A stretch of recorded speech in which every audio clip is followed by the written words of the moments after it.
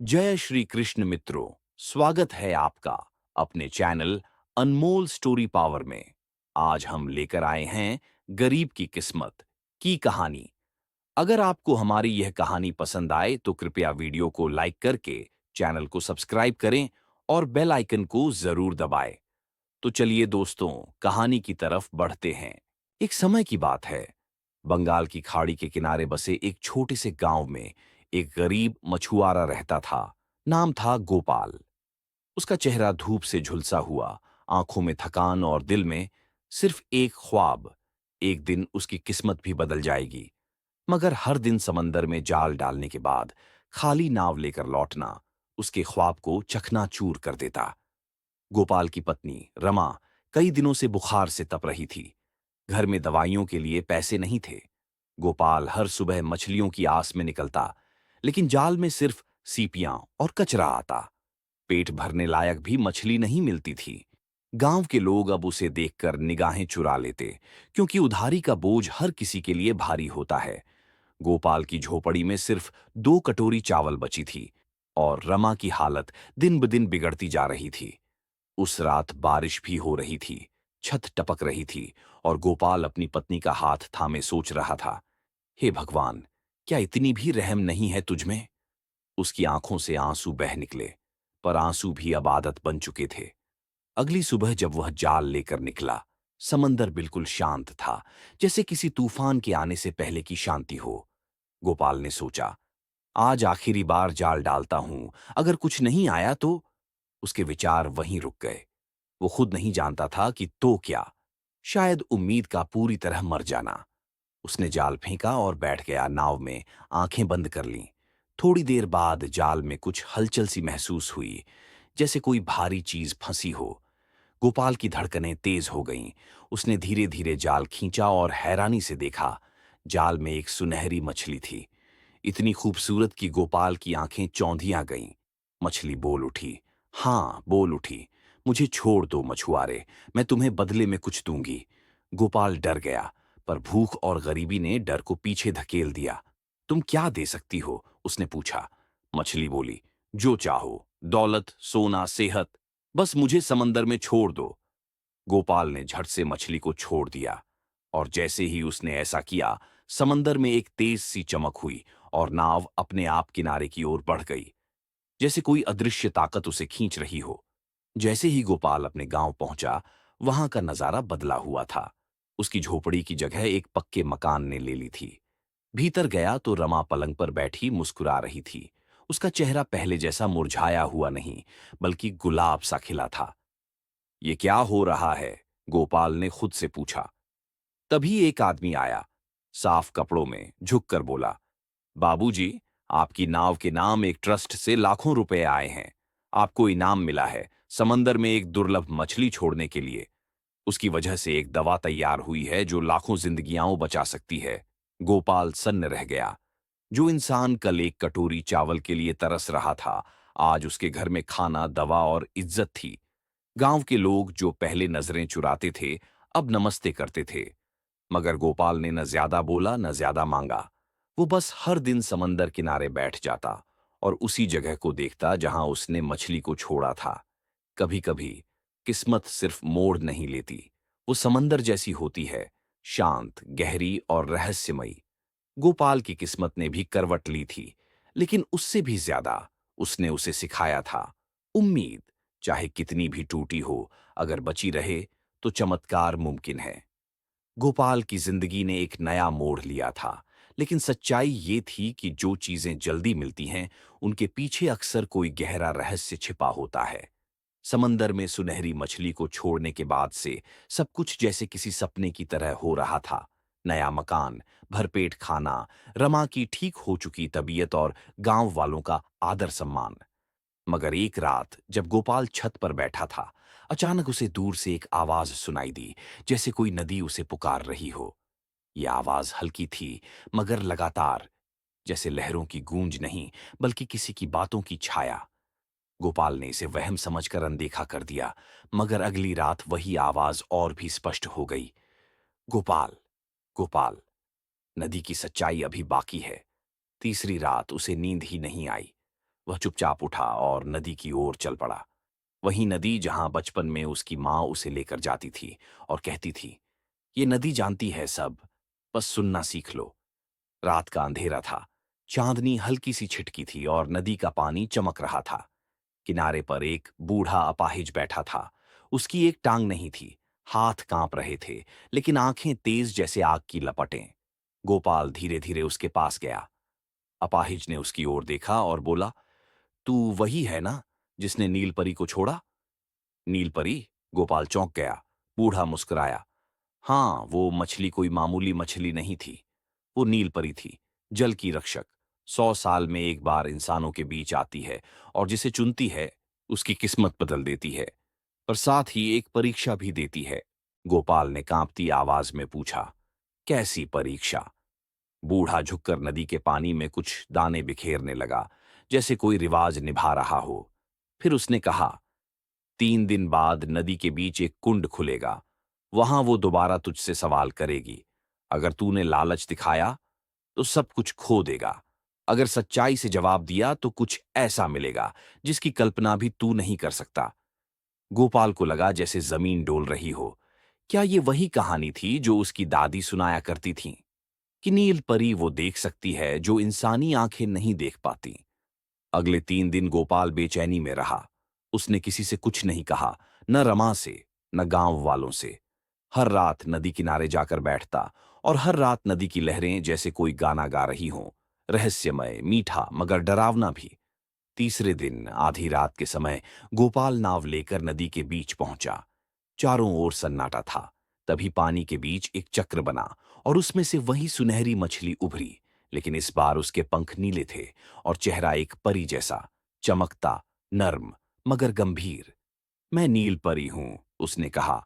तूने मुझे छोड़ा इसलिए तेरी किस्मत बदली, मगर अब वक्त है सच्चे इम्तिहान का। एक मौका है तेरे पास।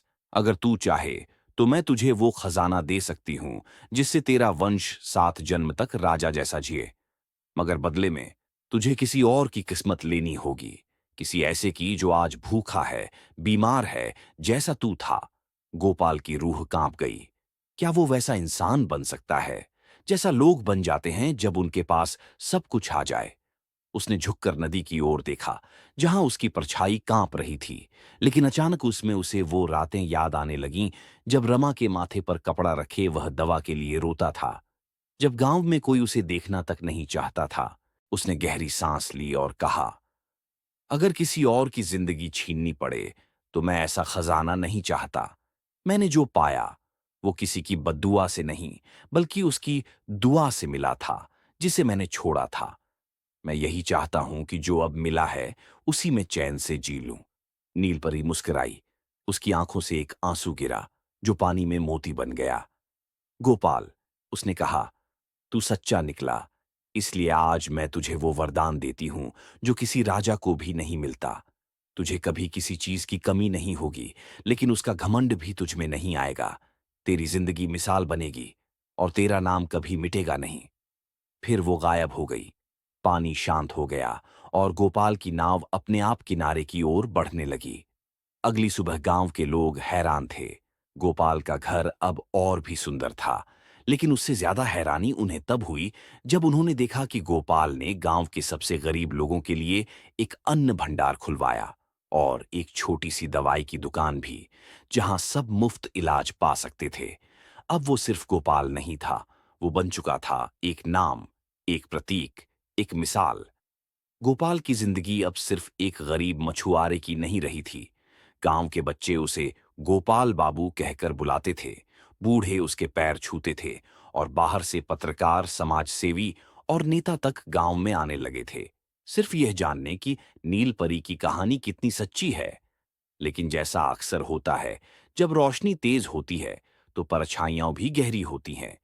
धीरे धीरे गोपाल के पुराने जानने वालों में से कुछ लोगों की नजर उसकी तरक्की पर टिकने लगी। उनमें से एक था सुरेश, जो कभी गोपाल के साथ ही मछलियां पकड़ा करता था। वो हमेशा खुद को गोपाल से बेहतर समझता था, लेकिन किस्मत ने गोपाल को उठाया और सुरेश को वहीं छोड़ दिया। और यही बात उसके भीतर जलन का झर घोलने लगी। सुरेश ने शहर से एक तांत्रिक बुलाया, जिसने दावा किया कि वो नीलपरी को पकड़ सकता है और उससे अनगिनत दौलत निकाल सकता है। गोपाल को बिना बताए एक रात सुरेश और उसके दो साथी नदी में उतरे।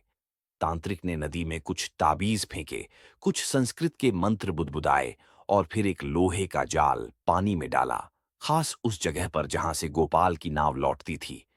रात को गांव में अजीब सी घटनाएं शुरू हो गईं। कुछ बच्चों ने देखा कि नदी की लहरें नीली रोशनी छोड़ रही थीं। एक बूढ़ी औरत ने बताया कि उसे सपने में एक परी आई और रोती रही, किसी ने मेरे जल को बांधने की कोशिश की है। अगली सुबह नदी का पानी गंदा हो गया। मछलियां मरकर सतह पर तैरने लगीं। लोगों ने डर के मारे नदी में आना छोड़ दिया। गोपाल को जब ये सब पता चला तो उसका दिल कांप उठा। वो तुरंत उसी जगह गया और देखा, नदी शांत नहीं थी, बेचैन थी। उसके पानी में जैसे कोई चीखें घुली हुई थीं। वो वहीं बैठ गया, आंखें बंद कीं और मन ही मन पुकारा, नील परी, क्या हुआ है? कुछ देर बाद पानी से एक चांदी की सीप उभरी, जो गोपाल के पैरों के पास आकर रुकी। उसमें एक छोटा सा नीला पंख बंद था। गोपाल समझ गया, नील परी अब कैद में थी। तभी अपाहिज बूढ़ा फिर प्रकट हुआ। इस बार उसकी आंखों में डर था। तू अकेला नहीं है जो उसकी तलाश में है, उसने कहा। अब वो लोग भी आएंगे जो सिर्फ उसकी ताकत को खरीदना चाहते हैं, और वो उसे बेचना चाहते हैं। वो सोचते हैं कि नीलपरी सिर्फ एक जादुई चीज है, लेकिन वे नहीं जानते वो खुद प्रकृति है। उसे कैद करोगे तो प्रलय को न्योता दोगे। गोपाल को समझ आ गया कि मामला अब सिर्फ उसकी किस्मत का नहीं, बल्कि पूरी प्रकृति के संतुलन का है। उसी रात वो सुरेश के पास पहुंचा, उसके साथियों समेत। लेकिन वहां जो देखा, वो चौंका देने वाला था। सुरेश के घर में एक बड़ा सा टैंक रखा था और उसमें तांत्रिक कुछ अजीब हरकतें कर रहा था। उस टैंक में पानी नीला था और बीच में नीलपरी कांप रही थी। उसकी चमक फीकी पड़ गई थी। गोपाल ने चिल्लाकर कहा, उसे छोड़ दो, तुम समझ नहीं रहे कि क्या कर रहे हो। सुरेश हंसा, तू चाहता है कि सब तेरे पास रहे और बाकी सब भूखे रहें। अब ये नीलपरी मेरी किस्मत बनाएगी। तांत्रिक ने एक धुएं से भरी जड़ी टैंक में डाली। तभी नीलपरी की चीख जैसी एक तेज लहर पूरे गांव में फैल गई। घरों के शीशे टूट गए, पेड़ झुकने लगे और आसमान में बिजली चमकने लगी। गोपाल दौड़कर टैंक के पास गया और अपना हाथ उसमें डाल दिया। जैसे ही उसका हाथ पानी को छुआ, एक तेज रोशनी फूटी। टैंक फटा, पानी बिखरा और नीलपरी हवा में उड़ती हुई सीधे गोपाल के सामने आ गई। लेकिन अब वो बहुत थकी हुई थी। उसने धीमे स्वर में कहा, तू फिर आ गया, तूने फिर मुझे बचाया, लेकिन अब मुझे जाना होगा। गोपाल ने पूछा, कहाँ? नीलपरी बोली, जहां इंसान का लालच नहीं पहुंचता। मुझे 100 साल तक फिर छिपना होगा। तूने जो किया उसकी कीमत सब चुकाएंगे, लेकिन तू नहीं। तूने मेरी रक्षा की है, इसलिए एक आखिरी वरदान तेरे लिए छोड़ जाती हूं। उसने गोपाल के हाथ में एक छोटी सी नीली मछली दी।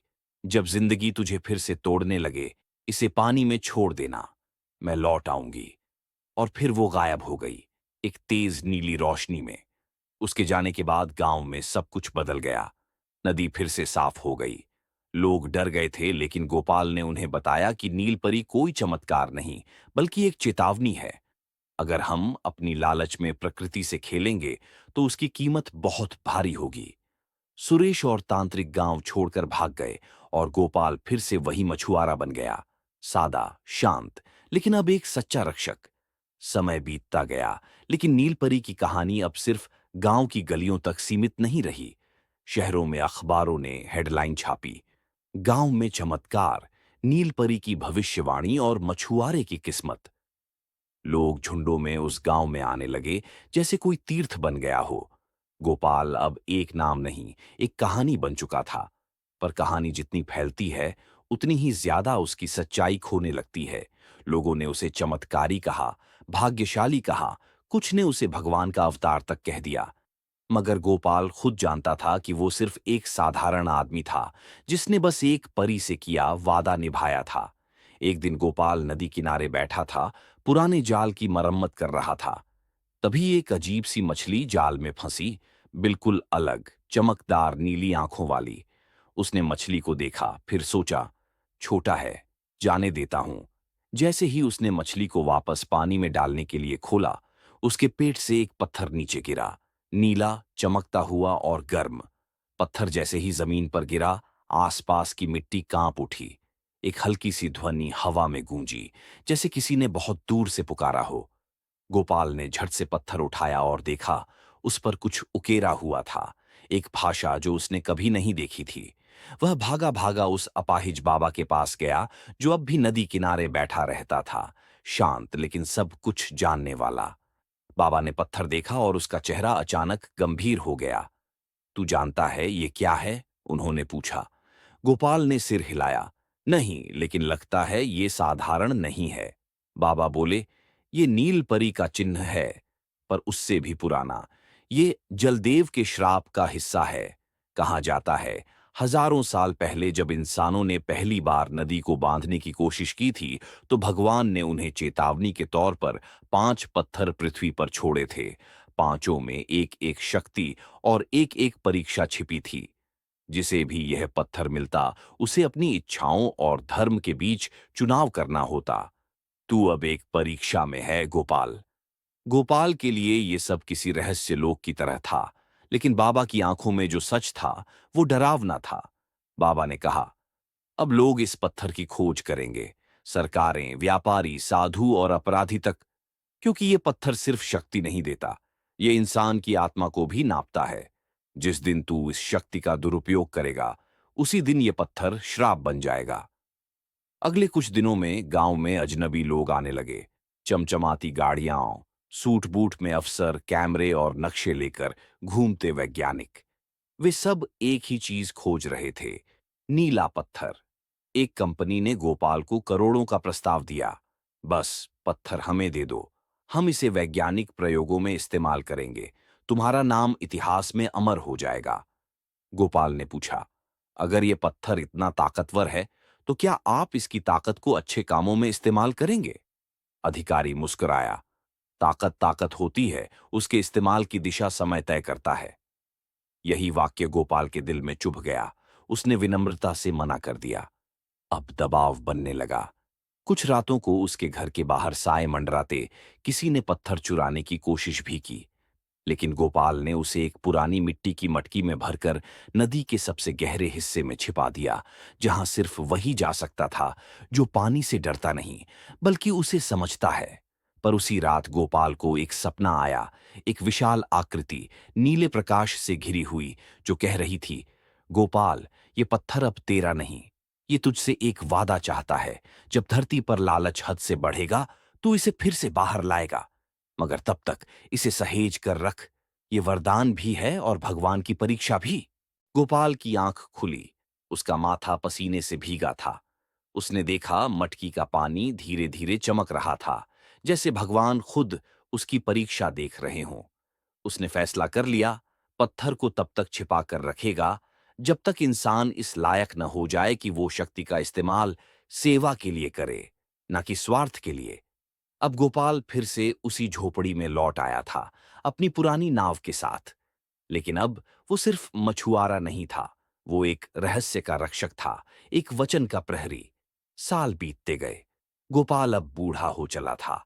उसके बाल सफेद हो गए थे, आंखों में झुर्रियां थीं, लेकिन मन में वही सादगी, वही स्थिरता। गांव में लोग अब उसे बाबा गोपाल कहकर पुकारते थे और उसकी हर बात को आशीर्वाद समझते थे। वो पत्थर अब भी नदी की गहराई में सुरक्षित था, और नीलपरी की दी वह नीली मछली अब एक ताबीज के रूप में उसके गले में लटकती रहती थी। लेकिन इस कहानी को केवल धरती पर ही नहीं, स्वर्गलोक में भी सुना जा रहा था। देवताओं में भी यह चर्चा थी। एक मछुआरे ने लोभ को ठुकरा दिया, परीक्षा को पार किया, और अब तक नीलपरी के वरदान को किसी से साझा नहीं किया। क्या वाकई ये संभव है? नारद मुनि, जो तीनों लोकों में विचरण करते थे और जिज्ञासा के लिए प्रसिद्ध थे, इस बात से विचलित हो गए। वे तुरंत ब्रह्मलोक की ओर बढ़े, वीणा हाथ में, माथे पर चमकता तिलक और होठों पर वही पुरानी मुस्कान। ब्रह्मा जी उस समय ध्यान में लीन थे। नारद ने झुककर प्रणाम किया और पूछा, हे ब्रह्मदेव, एक प्रश्न है। क्या सच में किसी गरीब का भाग्य बदल सकता है? क्या विधि का लिखा मिट सकता है? ब्रह्मा जी ने आंखें खोलीं, मंद मुस्कुराए और बोले, हे नारद, जो लिखा है वो पत्थर की लकीर नहीं, जल की सतह पर बहती रेखा है। परिवर्तन तभी होता है जब आत्मा धैर्य और धर्म का सहारा ले। नारद बोले, पर यह तो विधि विधान के विरुद्ध है। अगर सब कुछ पहले से तय है तो गोपाल ने जो किया वह कैसे हुआ? ब्रह्मा जी गंभीर हो उठे। उन्होंने अपनी हथेली ऊपर की ओर कहा, इसमें देखो। नारद ने जैसे ही देखा उनकी वीणा शांत हो गई। दृश्य उभरा। गोपाल नदी के किनारे एक बच्चे के साथ बैठा हुआ। बच्चा कुछ अलग था। उसकी आंखें नीलपरी जैसी चमकती थीं और वह गोपाल से पूछ रहा था, बाबा, क्या मैं भी मछुआरा बनूंगा? गोपाल मुस्कुराया, नहीं बेटा, तू भाग्य बदलने वाला बनेगा, जैसे किसी ने मेरे लिए बदल दिया। ब्रह्मा जी ने कहा, वो बच्चा कोई और नहीं, आने वाला युग है। गोपाल जैसे लोग ही रास्ता बनाते हैं, जहां पत्थर से टकराकर पानी भी दिशा बदलता है। विधि का लिखा सबका प्रारब्ध नहीं, कुछ आत्माएं जन्म लेती हैं सिर्फ उसे दोबारा लिखने के लिए। नारद भावुक हो उठे। उन्होंने फिर पूछा, तो फिर गरीब की किस्मत क्या वास्तव में बदल सकती है?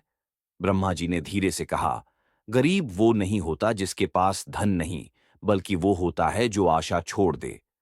गोपाल गरीब था, लेकिन उसकी आत्मा अमीर थी, और यही कारण है कि भाग्य ने खुद आकार लिया और उसके चरणों में झुका। नारद ने अपनी वीणा उठाई और एक नई धुन बजाई। वो धुन जो स्वर्गलोक से पृथ्वीलोक तक गूंजी और हर कान में एक ही संदेश फूंक गई। धैर्य ही असली पूंजी है और विश्वास वो नौका है जो किस्मत के सागर को पार करती है। उसी रात गांव में बारिश हुई। महीनों बाद नदी की लहरें नाचने लगीं। गोपाल ने आसमान की ओर देखा और हल्के से मुस्कुराया, जैसे कोई पुराना मित्र लौट आया हो। उसकी झोपड़ी में दिया जलता रहा और नीली मछली की आंखों में वही नीलपरी की चमक लौट आई थी। एक नई सुबह, एक नया विश्वास लेकर। अगर आपको यह कहानी पसंद आई हो तो इसे लाइक और शेयर करें। हमारे चैनल अनमोल स्टोरी पावर को सब्सक्राइब करना ना भूलें और बेल आइकन को दबाएं ताकि आपको हमारी सभी नई कहानियों की जानकारी मिल सके। धन्यवाद। फिर मिलेंगे एक नई रोचक कहानी के साथ। जय श्री कृष्णा।